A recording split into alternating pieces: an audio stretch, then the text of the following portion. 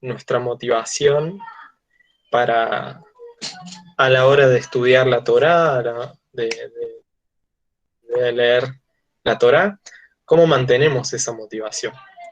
Eh, y quisiera compartir en primer lugar algo que leí sobre qué dice el Talmud de Babilonia.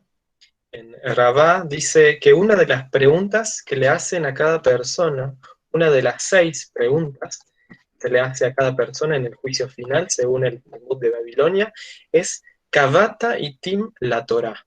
Kavata itim la Torah, que significa, es tradicionalmente traducida como ¿fijaste momentos para el estudio de la Torah? Eso lo registra en Shabbat 31a, por si quieren anotar la fuente. Kavata itim la Torah, ¿han fijado momentos para la Torah?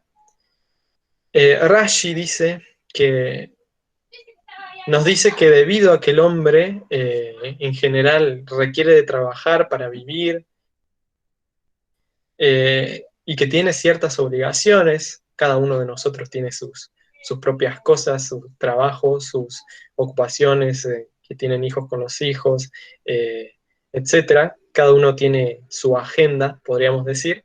Entonces Rashi dice que es necesario para el hombre fijar determinados momentos cada día para dedicarlo a la Torá, para que evitemos que las obligaciones cotidianas nos arrastren, nos impidan dedicarnos a ese estudio. Pero ahora podríamos preguntarnos entonces, ¿qué podemos hacer cuando no podemos separar un tiempo? Cuando no sentimos ganas ni estamos motivados para ello. Es difícil llevar a la práctica a veces cosas que en la teoría son preciosas, son hermosas y que ahí en lo abstracto entendemos bien los beneficios, pero a veces nosotros no estamos dispuestos o nuestro ánimo no está del todo dispuesto para llevar a cabo eso. Entonces he pensado algunas cuestiones que tenemos que ver para cómo hacer precisamente que esta pregunta, que según el Talmud de Babilonia va a ser hecha en el juicio final, cómo hacer que esta pregunta sea contestada con un sí, con sí, he fijado momentos para la Torah, he fijado momentos para el estudio y he tratado siempre cada día de, de estudiar la Torah y de dedicarle un tiempo de estudio. Y en primer lugar, cuando hablamos de motivación, tenemos que tener cuidado, porque lo primero que pensé cuando pensaba, bueno, valga la redundancia, lo primero que se me vino a la mente es que no deberíamos depender de nuestra motivación en lo que refiere a la Avodat Hashem, en lo que refiere a el servicio divino. Nuestro cuerpo nuestra mente es una máquina de ahorrar energía. Si está cómodo, no va a querer salir de ahí. No deberíamos, perdón si escuchan autos, son muy ruidosos por acá. Eh, no deberíamos quedarnos esperando sentados que la motivación llegue. Ese es el primer error. El primer tip es ese. No esperar que la motivación llegue porque nuestro servicio no debería depender de nuestra motivación. La quietud nunca ha motivado a nadie. Que la motivación, más que nada, nos tiene que encontrar en la búsqueda. La motivación la tenemos que encontrar en la búsqueda, en la acción. Los sentimientos y las emociones muchas veces son engañosos para nosotros. Muchas veces no nos guían de una manera sabia, por eso conocemos los dichos que nunca hay que tomar decisiones cuando estamos enojados ni cuando estamos tristes, sino que cuando estamos bien en frío tenemos que tomar las decisiones. Bueno, esto aplica también al servicio de Dios, no tenemos que dejarnos guiar por nuestra motivación, por nuestros sentimientos, por nuestras afecciones emocionales, porque muchas veces no nos dejan ver con claridad. La motivación está en buscar la motivación, en una constante búsqueda de ese momento de conexión con Dios. Por más que sintamos que no tenemos las fuerzas, que no tenemos las ganas, debemos procurar siempre estar en la búsqueda de esa motivación, porque si nos quedamos sin hacer nada, nada va a venir. No sé, no me acuerdo, y esto lo voy a parafrasear, que creo que fue el que decía Pablo Picasso, que la inspiración siempre a él lo encontró mientras estuvo trabajando. Así que deberíamos empezar por ahí y tener bien en claro que nuestra Avodat Hashem no debe depender nunca de la motivación o no que tengamos o de lo que sintamos, porque verdaderamente somos débiles en ese aspecto y muchas veces no podemos ver con claridad. En segundo lugar, algo muy importante, por supuesto, es recurrir en tefilá. A la tefilá siempre es oportuno eh, recurrir a Dios en oración. Pablo le escribía a la comunidad de Filipos que sean presentadas todas sus peticiones, de cualquier clase, de cualquier tipo, incluso una oración en la que digamos que no tenemos ganas de orar, es una oración legítima, porque es algo que nos pasa también, algo que frecuentemente nos ocurre, que llegamos en momentos en que no sabemos bien por qué, pero sentimos una desconexión y ahí es cuando Dios también puede obrar en nosotros y puede traer algo para que podamos salir de ello, algo que Dios puede utilizar para que aprendamos algo que Él nos quiere decir.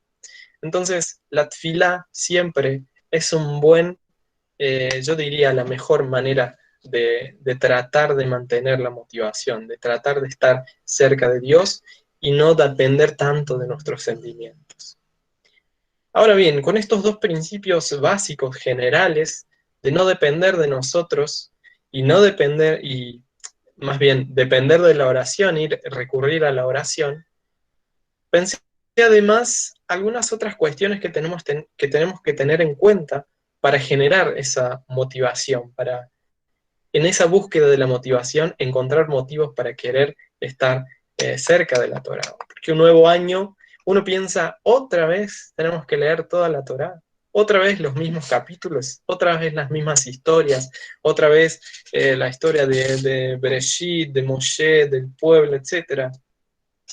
Y ciertamente sí, tenemos que volverlo a hacer, pero Dios quiere que nuestros ojos siempre sean renovados y que nuestros oídos espirituales también sean renovados y podamos eh, año tras año crecer también en nuestra comprensión de la Torah. Entonces, en primer lugar, lo que tenemos que tener en cuenta, además de lo que ya dijimos, es que estudiar Torah es un mandamiento de Dios. O sea que si no tenemos motivación por nosotros mismos, tenemos que pensar que es una mitzvah. Y dice el Talmud, el estudio de la Torah es equivalente a la suma total de todas las otras mitzvot. El estudio de la Torah está considerado como la más importante de todas las mitzvot porque este estudio de la Torah es el que abre la puerta a la observancia de todas las otras mitzvot. Y tiene sentido, ¿verdad? Porque cuando nosotros estudiamos la Torá, lo que estudiamos es toda la voluntad de Dios, todo lo que Dios requiere de nosotros y quiere que cumplamos para que podamos estar siempre en su voluntad, para que podamos estar en este proceso de santificación diaria.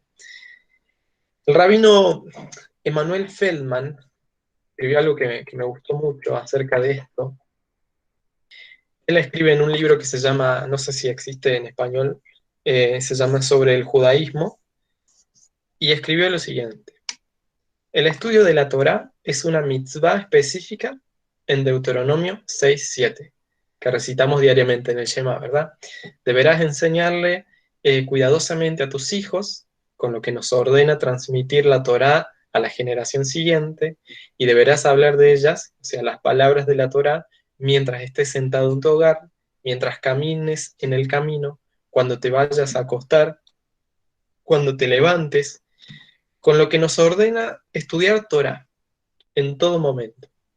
Esta necesidad de dedicarnos a conocer la Torah, trabajar sobre ella, esforzarnos por comprenderla, darle primera prioridad se repite una y otra vez a lo largo de toda la Biblia. Nuestra historia nos demuestra que en el momento que el estudio de la Torá es descuidado, se abre el camino hacia la asimilación del pueblo judío en los pueblos que le rodean. Sin equivocación, históricamente, cada comunidad judía que no enseñó ni estudió Torá como su primera prioridad, gradualmente desapareció de la escena. ¡Wow! Es decir, si no tenemos como prioridad el estudio de la Torá, el peligro de muerte espiritual es cada vez mayor, es cada vez más peligroso alejarnos de la Torá. Y creo que tener esto en mente, asociar la Torá como nuestra fuente de vida, como aquello que nos alimenta diariamente para poder desenvolvernos de una manera espiritual que sea agradable a Dios, es un pensamiento que debemos tener siempre en cuenta, porque a veces la rutina también afecta a nuestras prácticas espirituales. Y rutinizar todo a veces es contraproducente. Si bien el Talmud dice que debemos fijar momentos para la Torá, que esa fijación de momentos no se convierta en un obstáculo para que verdaderamente dediquemos nuestro tiempo al estudio de la Torá. Que no sea simplemente, de 3 a 4 tengo que leer 7 capítulos de la Torá y ya está. Es decir, debemos siempre tratar de querer estar más cerca de Dios. Porque como decía al principio, nuestra mente y nuestro cuerpo es una máquina de ahorrar energía. Y ciertamente dedicarnos al estudio de la Torá es dedicar nuestra energía eh, a Dios. Pero que esa dedicación de energía no se convierta en algo rutinario y simplemente mecánico, que lamentablemente nuestro cuerpo quiere a toda costa mecanizarlo todo porque es bastante perezoso. Eh, debemos luchar contra eso, debemos luchar contra la mecanización, con la rutinización de nuestra vida espiritual, porque la rutinización y la mecanización de la vida espiritual muchas veces nos lleva a desaparecer de la escena, como dice el rabino Feldman. En segundo lugar, eh, debemos considerar a la Torá como el manantial que es en el desierto que representa este mundo. El Midrash dice al comentar el versículo de Éxodo 16:22, y no encontraron agua, el Midrash enseña, las palabras de la Torá son similares al agua, porque se retiraron de las palabras de la Torá durante 3 días, se rebelaron, mientras que el pueblo judío está lejos del desierto en ese momento de su historia, la advertencia aún resuena. La cultura occidental, muchas veces en la que estamos cada día, eh, tiene sus ventajas, sin duda, pero también hay elementos que son muchas veces corrosivos para nuestra alma. Sin duda, en el mundo en que vivimos, la fe cada vez eh, es vista con mucha más hostilidad. El mundo en que nos movemos es un mundo que poco a poco se aleja más de Dios, que poco a poco se está olvidando verdaderamente de los caminos que conducen a la vida eterna y está despreciando todo lo que nosotros consideramos valioso. Y sin duda nuestra cultura es una cultura de secularización constante. Y esta era en la que Dios nos ha puesto, nos ha permitido que vivamos, no debe, por supuesto, apagar nuestra fe, porque debemos considerar que la Torá es nuestra agua en el desierto de este mundo. La forma en que el agua combate el camino, naturalmente hacia nuestro cuerpo, combate la deshidratación, ¿verdad? Y la Torah puede realmente ayudar eh, a trascender las inclinaciones muchas veces egoístas y brindar una orientación hacia una vida más de propósito, a una vida que sea dedicada al servicio. Entonces, debemos tener en, en mente siempre que en este mundo de hostilidad hacia Dios, hacia la fe, la Torá es esa bocanada de aire que necesitamos, ese vaso de agua fresca, de agua viva, que nuestro cuerpo espiritual necesita para no desfallecer y para no morir en el camino. Ahora, luego de estos puntos un poco más profundos, si se quiere, más elevados, más en términos teológicos, está bueno también repasar algunos tips que pensé o que se me ocurrieron más prácticos que podemos aplicar para llevar toda esta teoría a, a la acción.